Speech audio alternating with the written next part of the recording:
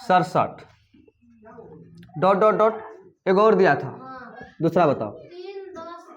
3 10 17 dot dot dot का nवां पद समान है। अब मतलब देखो, इसका भी n का मान, इसका भी n का मान, दोनों क्या होगा, बराबर होगा।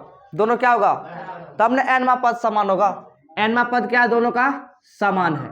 तो बताओ क्या होगा वो दोनों। तब यहां पर लिखेंगे a बराबर कितना, 63। a बराबर कितना होगा, d का मान कितना हो गया, 2। यानी आगामी पद में से पीछे वाला पद को माइनस करेंगे, 65 में से 63 गया, कितना बच गया, 2। यहां भी बताओ a बराबर कितना आ गया, 3। d बराबर कितना आ गया, कितना, 7। सही है। अब इन दोनों का फॉर्मूला लिखेंगे और बराबर कर देंगे। क्यों बराबर करें वो समझो ध्यान से। यहां पर लिखेंगे a प्लस के n-1 इंटू डी बराबर, यहां लिखेंगे इसे a1 कर दो, इसे d1 कर दो, ठीक है। इसे a2 प्लस में n-1 इंटू d2, ठीक है। अब मान सेट करो यहां पर दोनों का। a का मान कितना है, 63। n का मान हमें चाहिए n-1, d का मान कितना है, 2, बराबर में a2 का मान कितना है बताओ, 3, प्लस में n का मान हमें चाहिए और d का भी मान कितना है, 7।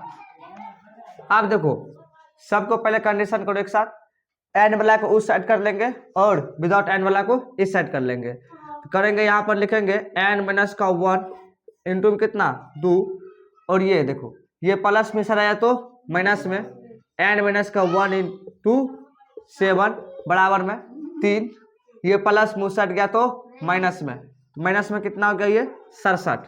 बताओ ये बात समझ में आया, 63, हाँ ठीक है।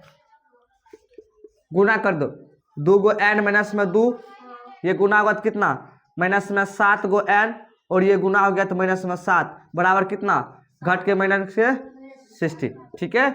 आप बताओ माइनस होगा, माइनस के 5 n बचेगा और ये जुट का कितना हो गया, माइनस का 9 बराबर कितना होगा बताओ, माइनस का 60।